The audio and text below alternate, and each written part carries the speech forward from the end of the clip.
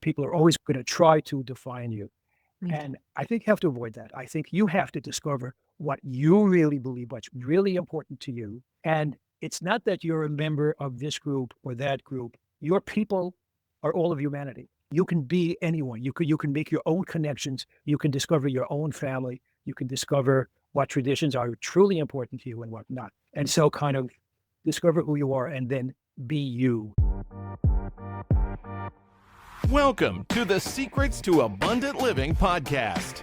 Your guide on this journey is Amy Sylvis, ready to unlock the keys to a life of true abundance. We're diving into everything from financial freedom and optimal health to meaningful relationships, geographic freedom, and everything in between. It's about creating a life rich in experiences, purpose, and joy. Get ready for empowering conversations, expert insights, and real-life stories that inspire you to live abundantly. If you're ready for the secrets to an abundant life, hit that subscribe button now, and let's get started. Secrets to Abundant Living podcast community. Welcome to another episode. This one has me a little bit with butterflies. I'm not going to lie, in a really, really great way. But first, for those of you who don't know me, because thankfully the podcast is growing, my name is Amy Sylvis. I'm the founder and CEO of Sylvis Capital, and I am welcoming a dear friend, a former professor, and someone who I just can't express how much I admire, Dr. Paul Frommer. Thank you so much for joining us today. My pleasure, Amy. It's just delightful to be here. And I am so happy that we're back in touch. My God, it's been a long time. It's been a little bit. I'm going to give folks just a tiny bit of how we reconnected. And then I want folks to understand, if they don't already know you, just what an incredible life that you've lived. I had the privilege of going to the University of Southern California and getting an undergraduate degree in business. And Dr. Frommer was my business communications professor. And I thought of him for decades as I grew this business and moved my career forward. I'm not kidding. The skills that he taught me have served me so tremendously. And maybe about a year ago, you and I were both at the gym, and I have some kind of bizarre skills, one of which is I just never forget a face, and I recognize people, and got up the courage to say hi to see if that was in fact you at the gym. And to my delight, it was one of my favorite professors I've ever had, Dr. Frommer. So as you said, I'm just ecstatic to be back in touch and introduce my listeners to you. Oh, Amy, it's really delightful to be here. And yeah, I mean, it was actually January of this year, Oh, I think. okay. And I was working out at my local gym that I do pretty regularly. And all of a sudden I hear, Professor Frommer? And I looked up and there you were, because you had been in my class 24 years ago. In the year 2001. I couldn't believe it. But, you know, I've had a lot of students, obviously. Yeah. But I remembered you because you were definitely up there Oh, among the most talented and the most energetic and the most delightful of my students to have been in class. So yeah, I was very impressed, and it just absolutely tremendous to be back in touch. it really is special. I look a little bit different, admittedly so, but that's the benefit of aging, Well, right? Those who know my story know I wasn't supposed to make it this age. So the gray hairs and the wrinkles and maybe the visceral, few extra things that I carry around, I'm proud of. So I appreciate you still, recognizing me despite all well, that. I was certainly delighted that you recognized me because I've changed an awful lot since then as well. But, we keep on keeping on, right? Yes. I think you're looking great, and I love your energy, and it is very, very nice to be here. Thank you.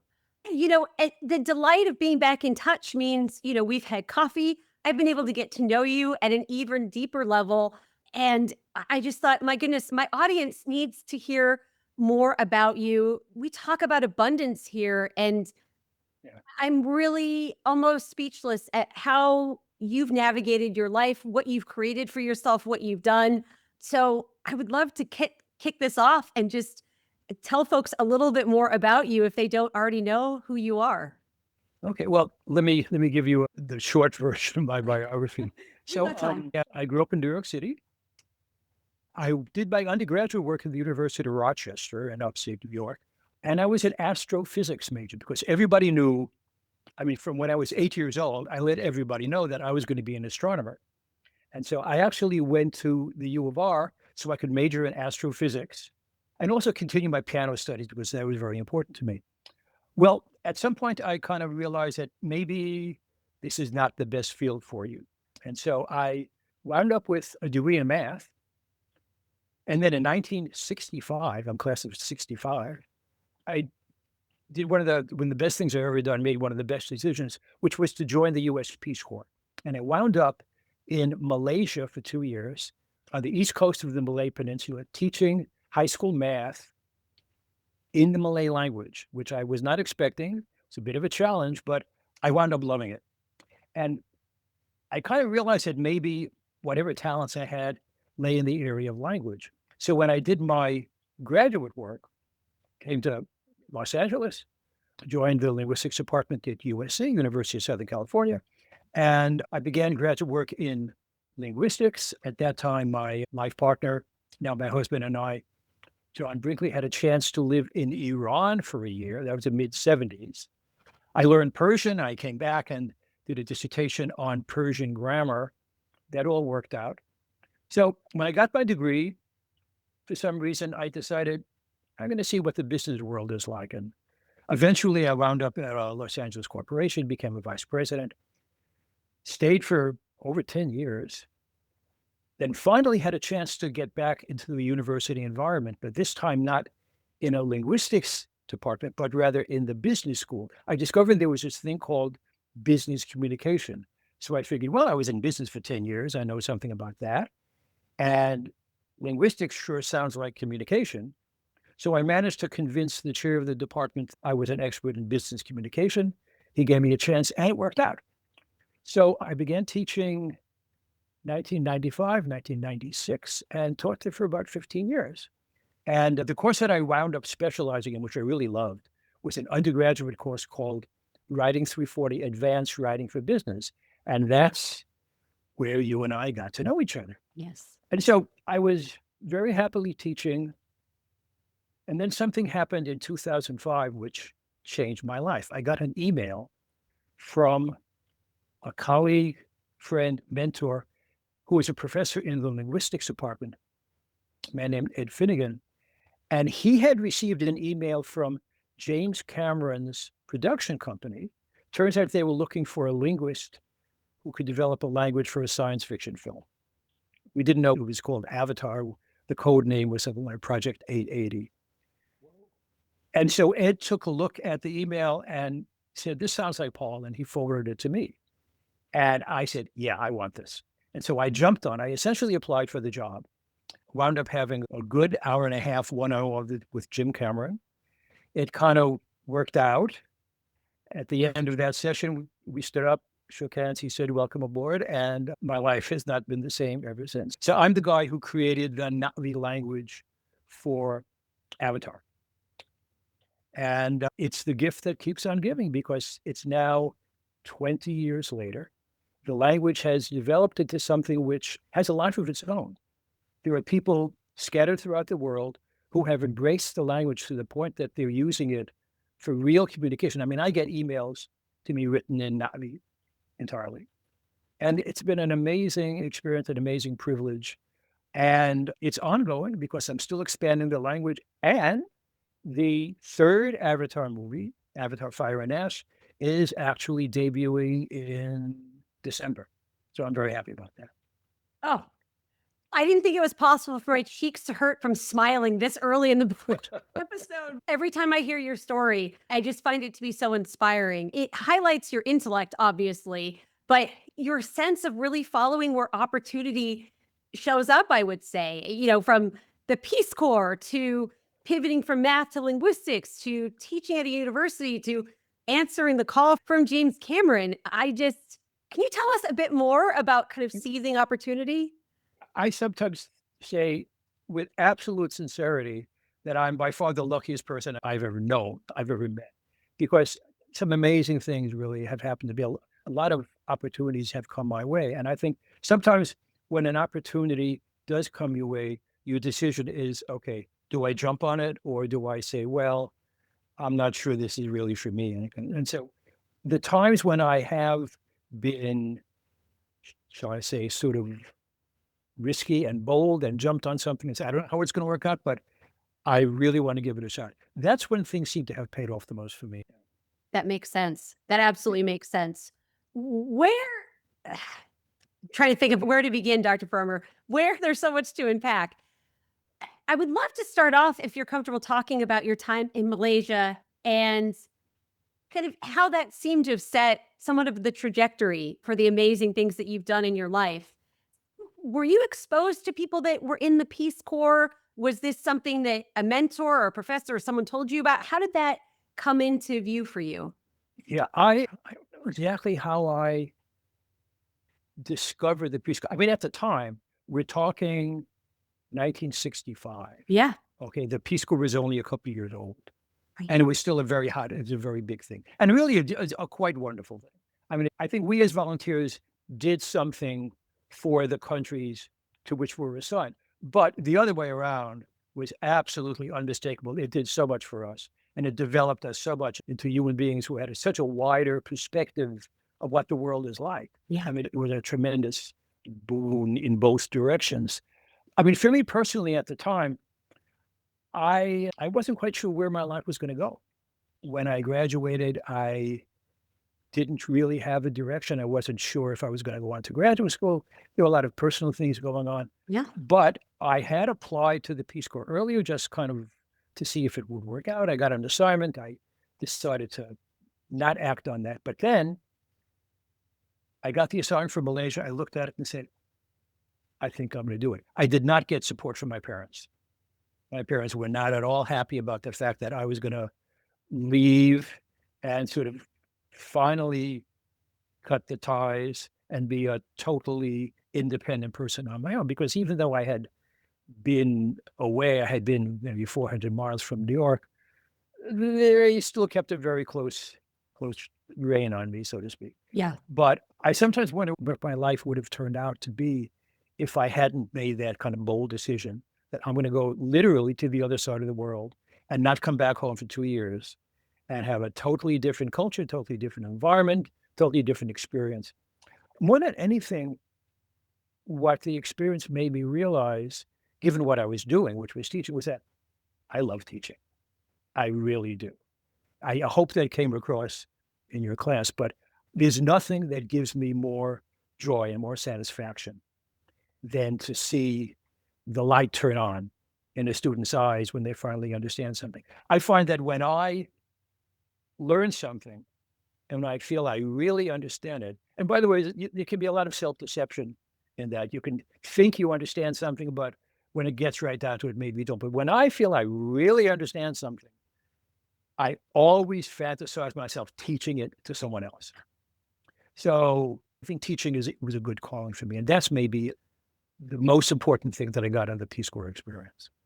As one of your former students, I can absolutely say it definitely came across how much you enjoyed, teaching. You can't fake that, right? Because it can be a tough thing to, to have to impart knowledge on others. But it is really special as your former student to imagine you in the Peace Corps in a different country, teaching in a different language. I mean, that is a whole other level. Did you speak the language already? Were you learning it in real time?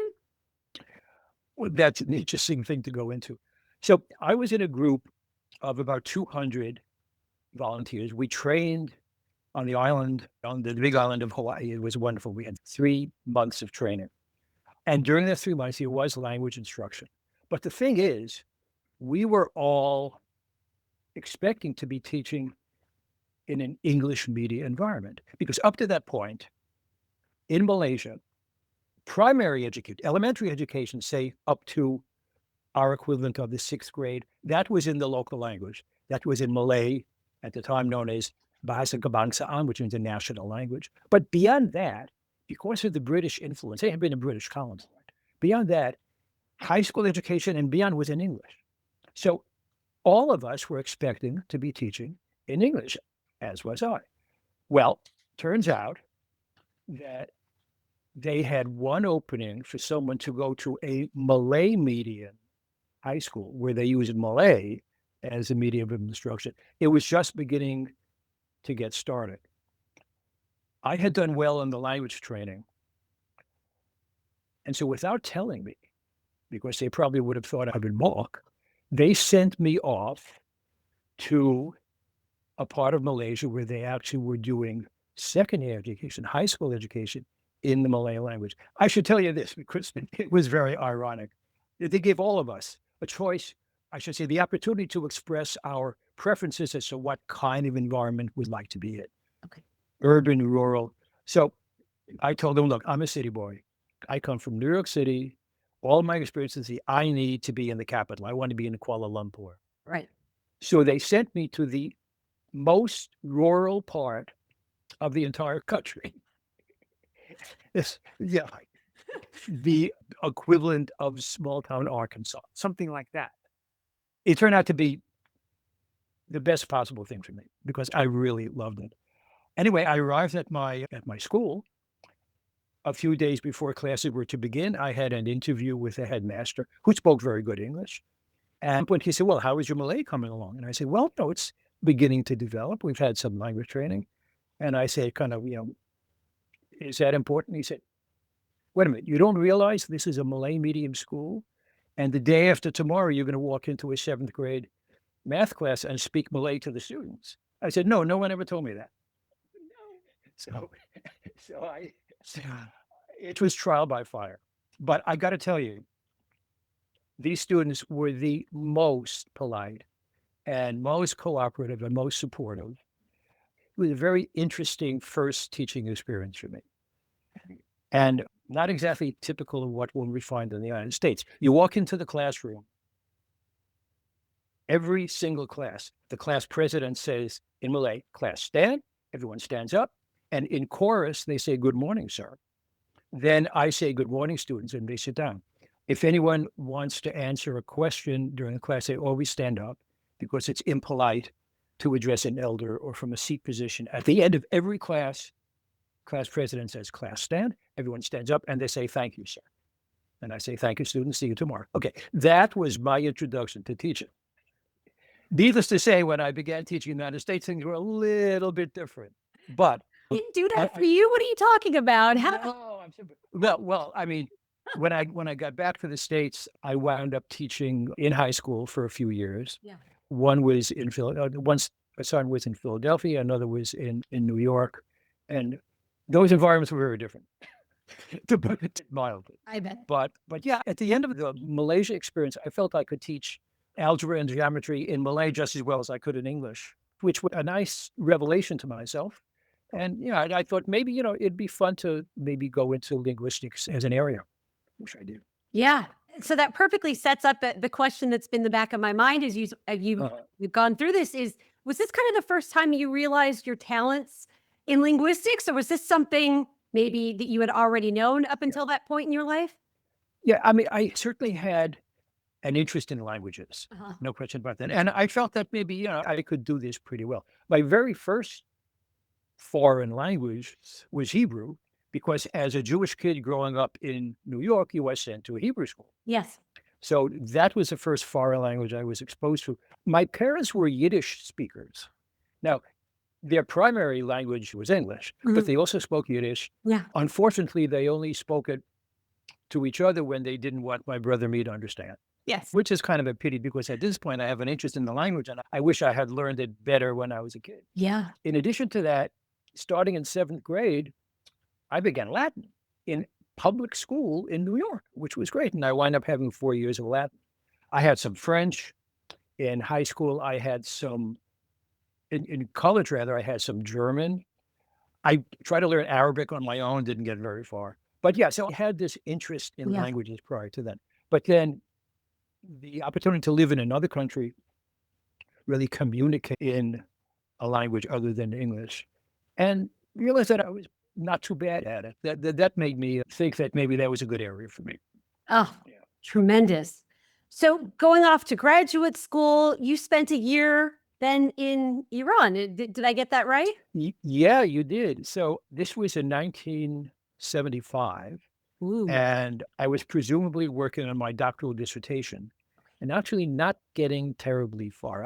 Up to then, things had gone very, very well for me in graduate school. Mhm. Did very well in all my courses. I passed my qualification exam, but I kind of bogged down on the dissertation. I didn't have a very good topic. My dissertation advisor at that point was not ideal. And then at some point in 1975, Ed Finnegan, this important person in my life who I had mentioned previously, Yes. Ed had been directing an English language program in Tehran. It turns out that the Shah or the Shah's wife, I forget who, had asked USC to send about 40 teachers over to help improve the English skills of employees of national Iranian radio and television. And so Ed was on break, was back in Los Angeles, came over for dinner, and said to me, Paul, why don't you come over to Iran and teach English? You'll make as little progress on your dissertation there as you're making now. You will have another foreign experience. You'll learn another language. And so on. 2 weeks later, I was in Tehran.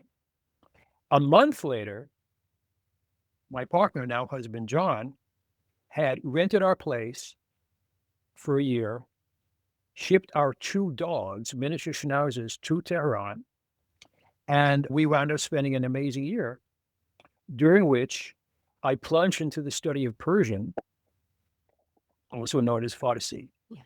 And when I got back to the States, I changed my dissertation topic to a topic in Persian grammar. And that actually worked out. And so I actually got my degree in 1981. But yeah, I mean, that was the last time really that it would be very pleasant to be a tourist. I mean, for me, to be a tourist in Iran. The revolution was in 1979. Right. And so we were there 75 to 76. We even had a side trip into Afghanistan, which was an amazing experience. Oh, So yeah, those 2 foreign experiences were very seminal for me and really kind of directed my life into some important areas. clearly. And once again, Yeah. an opportunity presented to you. You Yep. and John Yeah. seized it, right? Having Yeah, a true. supportive, Yeah. supportive partner. It sounds like who took action, and helped make all of that happen as well. It's just True. wow. I Yeah. would love to visit Tehran myself. Esfahan, Isfahan is us- beautiful. I mean, Tehran is wonderful. Oh. If the situation changed, if the Yes. government were different, I would love to go back. And yes. there's Yeah. great- Oh, wow. And then it influenced, because you said yes, because you spent that time, that influenced your dissertation topic where you It did. otherwise stagnant. It did. It did. I had a new dissertation advisor who was an absolute gem, Bernard Carmer, a great scholar who was a tremendous inspiration to me. And with his guidance and with a totally new topic, it actually worked out pretty well. Wow. Farsi Every- grammar. and- Oh, go ahead. yeah, I was going to say, to this, I mean, this was 1981. Every so often, I get a notification from someone in academia that I don't know what it is, but someone has cited my dissertation in a study, because it's out there. So it's great. I love it. And that too is very satisfying for me, that actually people are finding it useful. Right.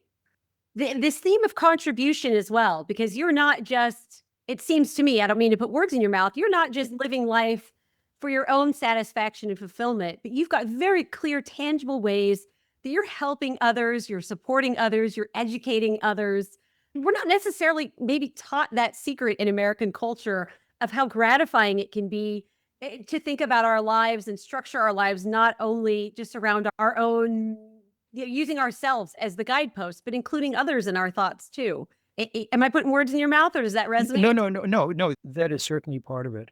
To be able to do something that you love and enjoy, but also realizing that it's making a positive difference in other people's lives. I mean, with the Navi language, Yes. it was tremendous joy to develop it, and it's intellectually challenging. Yes. And to go into a theater and watch the movie and hear my language on the screen being accurately represented most of the time by the actors, it was very, very satisfying. But on top of all that, to realize that that language has made a difference in people's lives, that people have really found it something that they want to plunge into, And when I say plunge into it, I mean devote a tremendous amount of time and effort and energy into it. It's not false modesty for me to acknowledge that there are people who use it and speak it better than I do. They're more fluent than I do. They create beautiful poems and stories and songs in the language, and they use it for real communication. And they're helping me develop it further because language is never done. You're constantly adding vocabulary to it, and then that's going to continue indefinitely.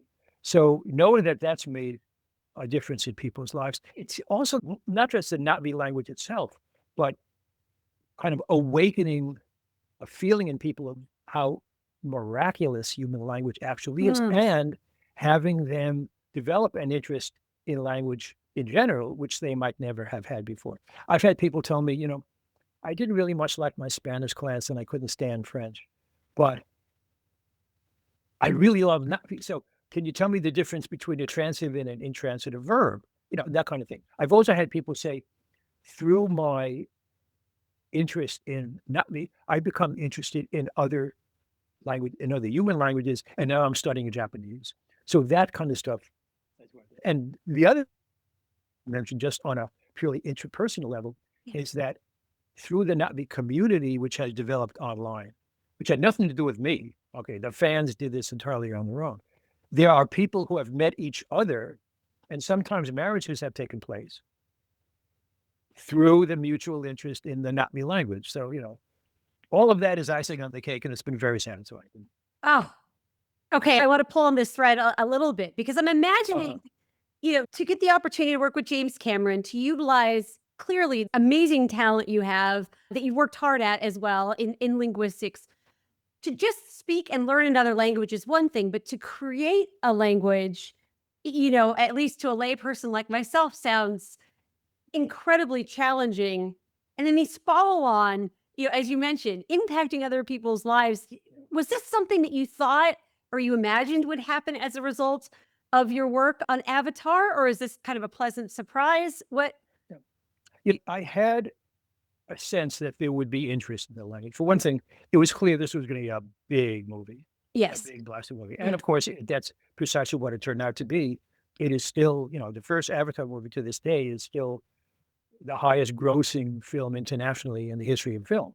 So it was a big deal. And I knew that there would be people who would be interested in the language. I'm not talking about, the vast majority of the movie-going audience, obviously. But there's a small cohort, very vocal cohort, who will pounce on the language, examine it with a microscope. And if there's anything that they find is not kosher, they're going to broadcast it and let everybody know about it. So with that knowledge in mind, I wanted to make sure that I created a language which would stand up to scrutiny. Where when people could look at all the details, there's an awful lot that goes into it. Some people think rather naively that, well, it's a question of, come up with a lot of new words. It's more than that. Because words have to fit into patterns. There has to be rule. There have to be syntax, how the words fit into phrases and sentences. The rules can be very complicated. Right. Obviously, if you're going to study another language, you would study French or Hungarian or Chinese, it's not just, okay, here's a dictionary, now you know the language. There's a lot more to it than that. So all of that thinking had to go into creating the new language. So I should also mention that since the advent of Klingon, it's very clear that languages designed for TV and for film have to be well constructed. Klingon was constructed, my gosh, it was in the 1980s, I think, if I'm not mistaken, or maybe early, I'm not sure of the chronology, but constructed by a bona fide linguist named Mark Okrand, who has since become a good friend. And it's a very complicated, but very well-constructed language. And it's got a complicated grammar, but people have really delved into it, and now there's a Klingon Language Institute. Did I think anything like that would develop with Navi? I wasn't sure, but I had a feeling there would be some interest. And so part of my thinking in the decisions that went into the grammar and the phonology and the morphology and all the stuff that goes into the language, I wanted it to be something that people would be interested in. And part of it was a balance between what I call complexity and accessibility. And you can go off the deep end in either direction. Right. A language can be very accessible, but also so simple that it's just not of particular interest to anybody. Right. The other end of that scale is that it can be so incredibly complex that people can look at it, throw up their hands and say, I'm never going to learn this. So I wanted to come down somewhere in the middle, something that would be challenging and yet doable, attainable. And I think it came out pretty well in that respect. I'm kind of happy with how that turned out. I'm glad that. Yeah. How long did it take you? I mean, I just, again, as a layperson, imagining creating a language, the intricacies, how long did that take? It took months. Mhm. I don't, I'm trying to think of, because this is 20 years ago. Right. Yeah. I'm trying to think of how long it actually took, but there are kind of a number of well-defined steps, what you might call modules, thing that you progress. The first thing you have to do is think about what sounds go into the language. Uh-huh. One of the assumptions of the Avatar story is that the Navi people have a vocal production mechanism, which is essentially similar to ours, Okay. which means that the sounds they can make are the sounds we can make. And so that was very important. Yes. And so you choose what sounds will be in the language, what sounds will not be in the language. Some interesting sounds that I chose for the Navi language are these things that linguists call ejectives, and they sound kind of like ooh and those sort of popping sounds, which are found in human languages all over the world. Mhm. There are certain sounds which are not found in it. There's no buh, there's no duh, there's no guh, at least in the kind of Navi that we first heard in the first movie. There's Okay. more to say about that. Oh. But so you think of the sounds in the language, then you think of how the sounds interact. Will one sound influence another? Can all sounds come at the end of a word or only certain sounds? Things like that.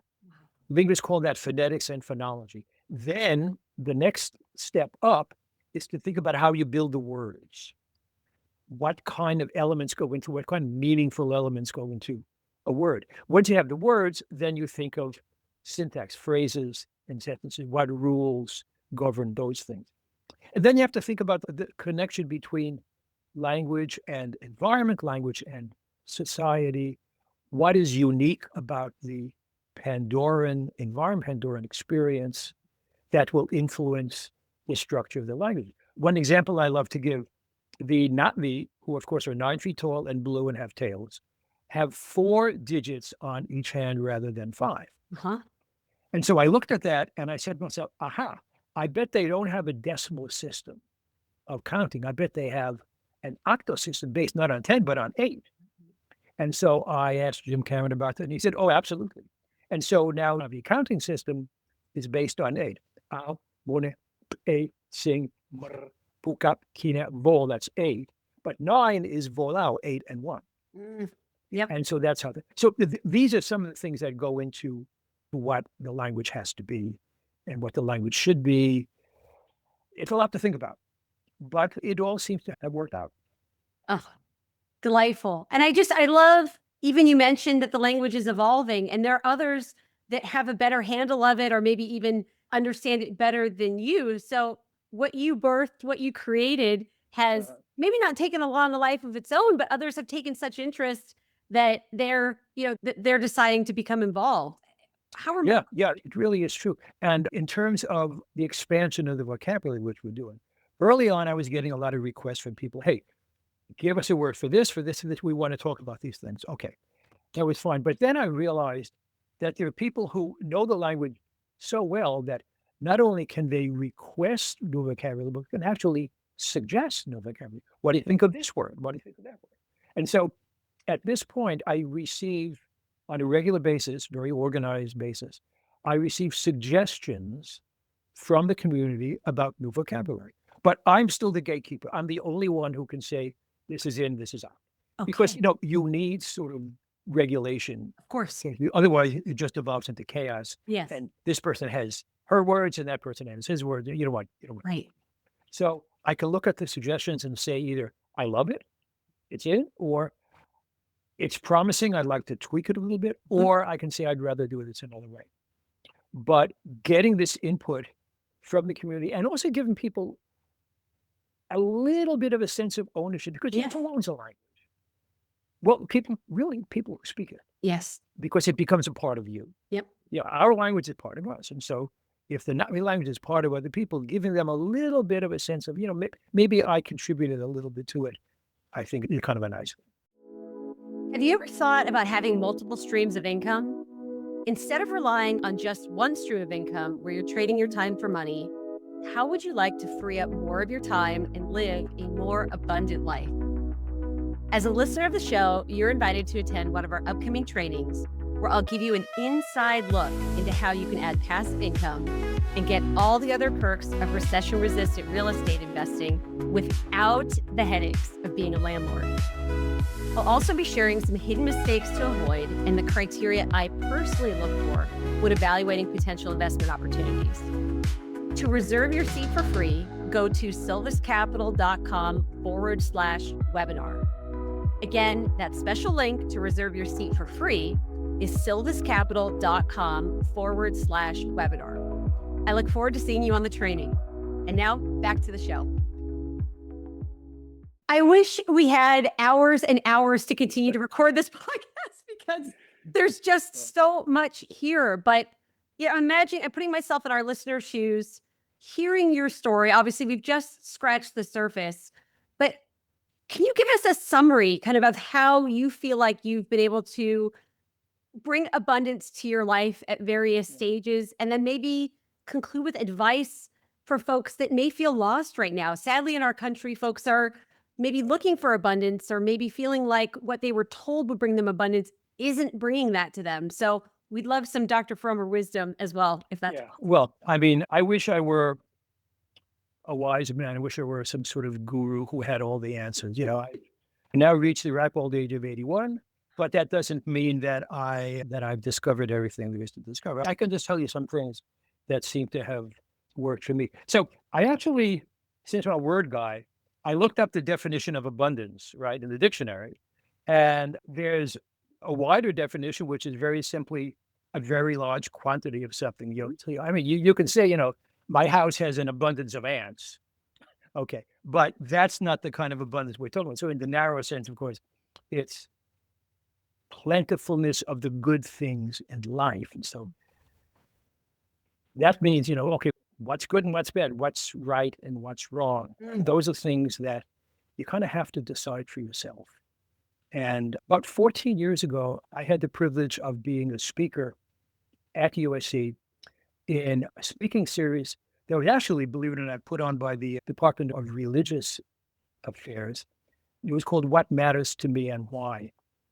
And various faculty were invited to speak at lunchtime in sort of a nice cafe environment, to speak to students who just wanted to attend about precisely that, about what is important to me. Yeah. And so because I guess I had gained some notoriety at that point, because not many was invited to speak. And so I had to think about these things. And I came up with 3 things that were important to me and that contributed to my sense of abundance. And they sound like cliches because I think cliches sometimes represent what people have discovered to be sort of universal. And the 3 things that I came up with, 3 categories of things, were truth, beauty, and love. And those things are things that have kind of, I guess, I don't know if we would say guided my life, but kind of with the underpinning things that do matter to me. And, during the talk, I kind of went into examples of all those things in my life. But maybe the most important thing that I can impart to people is discover, to the extent you can, who you are, and then kind of act on that. It sounds kind of silly, but the point is that people are always going to define you. They're going to tell you who you are. That's generally going to be based on things that you really had nothing to do with. It's going to be based on the ethnic group that you were born into. It's going to be based on the country where you live. It's going to be based on the religion that's around you. It's going to be based on all of those things. And people are going to tell you, these are your people. This is your heritage. These are your traditions. And it's kind of set, your self-definition is kind of set out there for you. You are us. You are part of this group. Okay. Now, that can feel very comforting in a way. You can feel a sense, and for some people, it's all important, the sense of belonging. I am part of this group. But there's a negative part of it too. And the negative part is that it can be a straitjacket. It doesn't allow you to blossom and be who you are. People are always going to try to define you. And I think you have to avoid that. I think you have to discover what you really believe, what's really important to you. And it's not that you're a member of this group or that group. Your people are all of humanity. You can be anyone. You can make your own connections. You can discover your own family. You can discover what traditions are truly important to you and what not. And so kind of discover who you are and then be you. That's kind of the best thing that I can impart to people. And how beautifully you've done that and given us that example, Dr. Fromer. Really so grateful to you on so many levels. That's incredible advice. Thank you for sharing your story with us. I know I'm inspired and I've heard your story a few times. I can imagine what our listeners are feeling. You're a busy man and I'm so grateful for you to take the time today to impart some wisdom and share your amazing life with us. Well, I'm not sure about the wisdom, but it's certainly been a great pleasure to be with you. And Amy, once again, just continue doing what you're doing. I am so proud of you and so happy to see what's become of you in your life. And I wish you all the best. Oh, thank you. You as well. I'll see you at the gym, which is really fun. You bet. Right? Absolutely. We'll have coffee soon. Thank you again. And thanks everybody for joining and listening. We know you got a lot out of this episode. Bye for now.